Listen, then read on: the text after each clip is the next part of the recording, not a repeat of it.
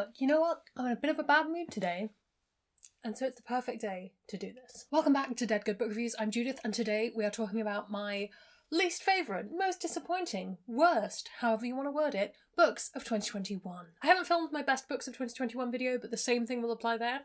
There are about 3 months of this year, maybe 4 months. I just didn't write down what I read. I decided I would live free, and idly thought to myself, of course I will remember all the things that I've read. Can I remember a single one of them? No, I absolutely cannot, but it's fine. It's fine. This may not be all of the books that I haven't liked this year, and if you can think of a book you know I've read that I didn't like, please do tell me. I would love to rant about it. So I've picked 5 books to talk about, most of which I just found sort of like a vaguely disappointing, and one of which I actively really disliked. If one of these books is one of your favourite books of this year, this is obviously not a personal attack on you, or the author, or saying that these books are actual trash and should go in the bin, for the most part.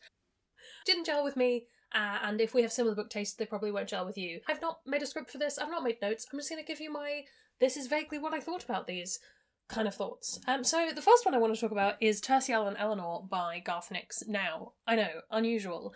Love the Old Kingdom, love the setting. It's necromancers. That's my jam. Was that why I was so disappointed in this? I don't know. I think for this one, it annoyed me because it felt kind of cash grabby. And I don't actually think, we live under capitalism, most things are cash grabby. But in this case, I don't think it added anything to the world. And I'm willing to say I am going to read it again because I'm planning an Old Kingdom read through next year in 2022. Not sure when this video is going up, that could be this year. So I will read it again and see if I feel better about it reading it more in a group of other things rather than in isolation. This is kind of a prequel to Sabriel, which is the first book. You could read them in a lot of different orders. If you were reading it in chronological order, I don't know if it would come first. I need to look at a map. This is the other thing. Maybe this is my fault for not being clear on when I was reading. But yes, it felt kind of like a story that could have been just a short story in addition. I don't think it needed to be a whole novel.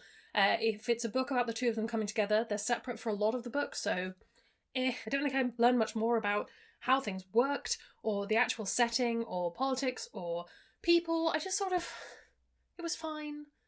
But, for how good Sabriel is, they keep making new books in the series, and I keep just thinking, we're okay, you can stop. And I think that's kind of my feeling on prequels generally, is that for the most part they do not need to exist. I'm trying to think if there's one prequel where I'm like, yes, that one definitely hit the spot for me. And I can't think of any, so this one, I remembered not liking it, and I'm going to have to talk a little bit around why, because I can't quite remember, but the shadow in the glass.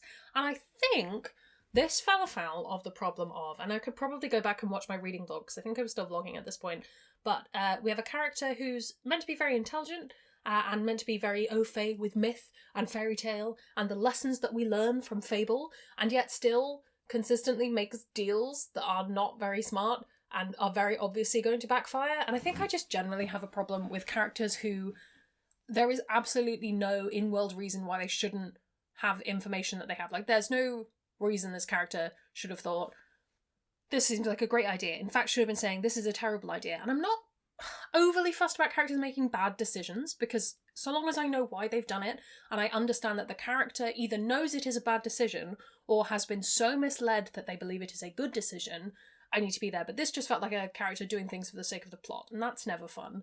Another really good example of that, I've just reread A Curse So Dark and Lonely, and why at no point is this character from the modern world going, hey guys, this is really like Beauty and the Beast, that fairy tale from the world that I live in. It's not explained why Beauty and the Beast isn't a fairy tale, then other characters turn up and no one mentions it. Very odd. Shadow in the Glass, I feel like I should have really liked it. It had a lot of things that could have been really good for it, but it just felt like miserable and dark and terrible, but not in like a particularly interesting way, and I didn't enjoy it. And that's why it's on this list. One that I will probably read the sequel for, because it's how I am. For the Wolf. Anyone remember For the Wolf? It looks like this, and it got confused a lot with Wolf and the Woodsman because they came out around about the same time. But For the Wolf is, if you read just the first half, it's Naomi Novik's Uprooted. Now, I'm not saying that they are carbon copies of each other, because they aren't. There are differences. But I believe I said a number of times at the time, if you wanted to read this book, just read Uprooted. It's much better written, the chemistry is much better, it's not as annoying, and the plot actually makes sense. And I think part of the problem For the Wolf had was that it was trying to tell two sides of things, like her out being captured by the wolf, who is in fact obviously a man, and the story back home, and there was like conspiracy stuff going on, and it just felt a little bit half-baked. Like, it wasn't quite done. It needed another 20 minutes in the oven. It needed something to make it stand out, and it just felt pretty and honestly, I remember nothing about what happened, so I don't know why I've decided I'm going to read the sequel, but I have put it on my list of 2022 releases, so unsure. I think probably with a lot of these, but particularly with For the Wolf, if you hadn't read a lot of fantasy, or you were just coming out of YA and you wanted to read some more adult fantasy, it might be a good crossover, but for me personally, I'd read too many similar things at that point. I was just like, this doesn't do enough special. This doesn't do anything special to make me want to choose this book over the heaps of other books that I already have. And I feel like if I already have this in my collection, as it were, you know? I watch a lot of makeup decluttering content, and it's always like, I don't need this lipstick because I already have a similar one in my collection. It's like that. I already had the lipstick of For the Wolf. Convoluted metaphor? Maybe. Oh, this one's a complicated one to talk about. Threadneedle. I was really excited for Threadneedle. I thought it looked very cool. I'm into anything that's got sewing in the title. Like, it sounded exciting. And it didn't work for me for so many reasons. I think it didn't quite... I think it was partly that the setting wasn't set up particularly well in terms of time period and technology. I think the cover didn't give away that it was... I think it's modern. I'm pretty sure it's modern. Or at least modern-ish. And I think with slightly different marketing, it could have read really fun as a kind of teen witch book. Not fully like Sabrina the Teenage Witch kind of thing, but it could have read differently. Like, I went in with false expectations because I was expecting it to be a big fantasy book, and then it really wasn't in some ways.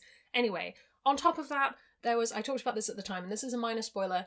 If you're not interested in spoilers, you can skip past this bit. But there is a revenge plot that involves, in my opinion, at the very least, dubious consent. And actually, I think it involves like pretty non-consensual stuff. And it didn't feel like it ever called it out. It was never a situation of like, hey, maybe this was taking it too far. And arguably the whole book is what maybe we took it too far.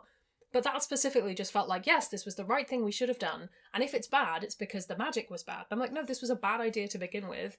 And are we going to address this thing that you've done? Are we? And that's always the problem, I think, with particularly that kind of thing, because the book isn't glorifying it. The book isn't saying this was a wonderful thing. But it didn't feel like it was condemning it either. It just sort of felt like it was. And maybe if you read it more charitably, it does. And if you read it with the mindset of like, the book is telling me this is bad, you would feel that way. But I personally didn't at the time of reading it. It just didn't... It sat uncomfortably with me, and I haven't had a desire to pick that book up again. And I think... I don't know if there are sequels. I haven't looked it up. But if there were, don't think I would be reading them. Which is a shame, again, because there was stuff in it I could have liked. This is what happens when I don't make notes. Alright, we're going to talk about it now. My review of Once Upon a Broken Heart, it's not even a review, it's a clip from a vlog, but I did put Once Upon a Broken Heart in the thumbnail. Like, this is what I went for. I think it's something like, Do I Regret Reading This? I think that's the title. That has gained a fair bit of traction, like, for my channel. A lot of people find my channel through that video, and two very nice, very brave people have commented on it being like, I disagree with you about Stephanie Garber's writing. You're very welcome to disagree with me about this. I was about to say I cannot stand. With what has been written so far by Stephanie Garber, I am not keen to read any more of their work. I'm okay. I don't need it. Caraval, I actually really enjoyed. When I was first getting back into reading, I had a good time with it. The sequels to that, Legendary and Finale, bleh. Don't care about them. Felt like they got progressively worse. I was ready. Once Upon a Broken Heart, I was like, it's going to be something new. It's a new series. It's not got the Caraval name to it, but she knows she's going to get sold, so it's going to be exciting, and they're going to put some time and energy into it. It didn't feel that way. I'm not saying that it was lazily written, but it did just kind of feel like tropes fell out onto a page and happened. I made some notes on it, actually, and I think all I did was tally the amount of times one character's dimples were mentioned.